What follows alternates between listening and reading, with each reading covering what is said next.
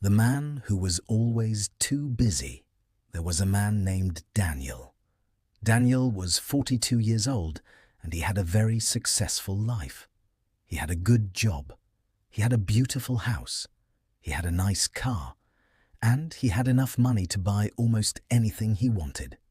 People around him often said, "You are a lucky man, Daniel." And Daniel always smiled. "Yes," he would answer, "I worked very hard for all of this." And that was true. Daniel worked very hard. Sometimes he worked 12 hours a day, sometimes even more. He woke up at 6 in the morning. He checked his phone before he even got out of bed.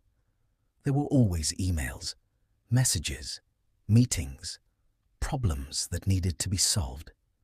His company was growing, and Daniel wanted more. More money, more success, more respect. He always told himself the same thing. "I just need a little more time, then I will slow down." But he never did. Daniel had a wife named Emma and a 12-year-old daughter named Lily.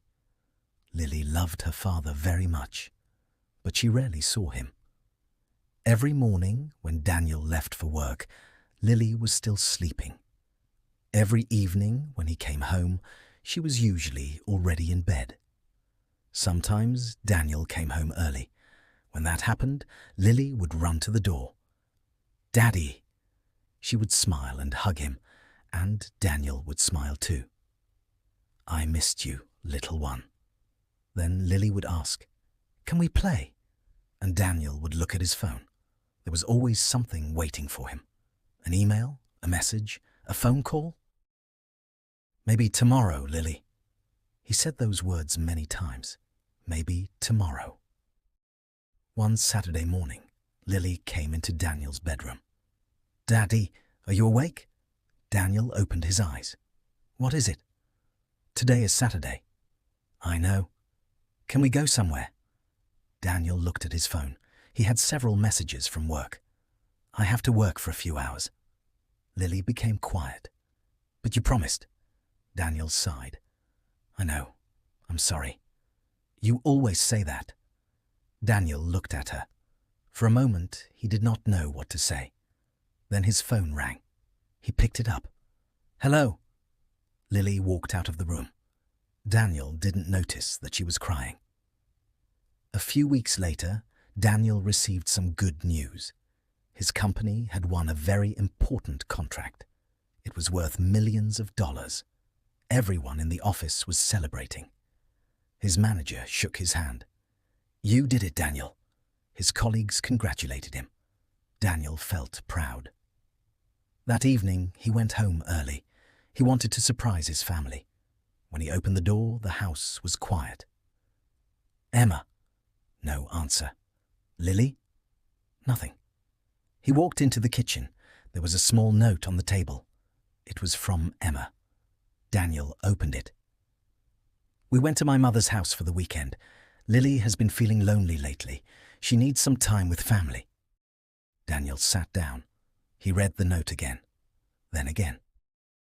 For the first time in many years, he turned off his phone.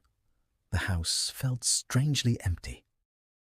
That night, Daniel couldn't sleep. He walked into Lily's room. Her toys were everywhere. There were drawings on the wall, photos of school trips, a small calendar. Daniel looked at it. There were several days marked with red circles. He didn't understand why. Then he noticed a small piece of paper on the desk.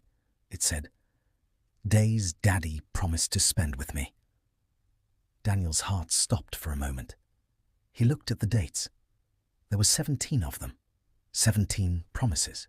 17 days when he had said, "Maybe tomorrow."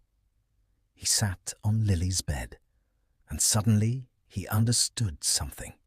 He had been giving his daughter money, but he had not been giving her his time. And time was the one thing money could never buy. The next morning, Daniel drove to Emma's mother's house. When he arrived, Lily was outside. She was playing with her grandmother. When she saw her father, she stopped. "Daddy?" Daniel smiled. "Hi, Lily." She walked toward him slowly. "Are you working today?" Daniel shook his head. "No." "Are you sure?" Daniel smiled. "Yes, I'm sure." He took his phone out of his pocket. Then he turned it off. He put it in his car. "Today, I belong to you." Lily smiled. "What are we going to do?" Daniel thought for a moment. "I don't know." She laughed. "You don't know?" "No." "Then let's just walk." And they walked. They talked. They laughed. They bought ice cream. They sat in the park. For the first time in years, Daniel didn't look at his watch. He didn't check his phone. He didn't think about work. He was simply there, with his daughter. That evening, Lily fell asleep in the car. Daniel carried her into the house. As he placed her in bed, she opened her eyes. "Daddy?" "Yes?" "Can we do this again tomorrow?" Daniel smiled.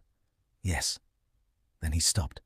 He looked at her, and this time he corrected himself. "No." Lily looked confused. Daniel smiled. "We won't wait until tomorrow. We'll do it again next week."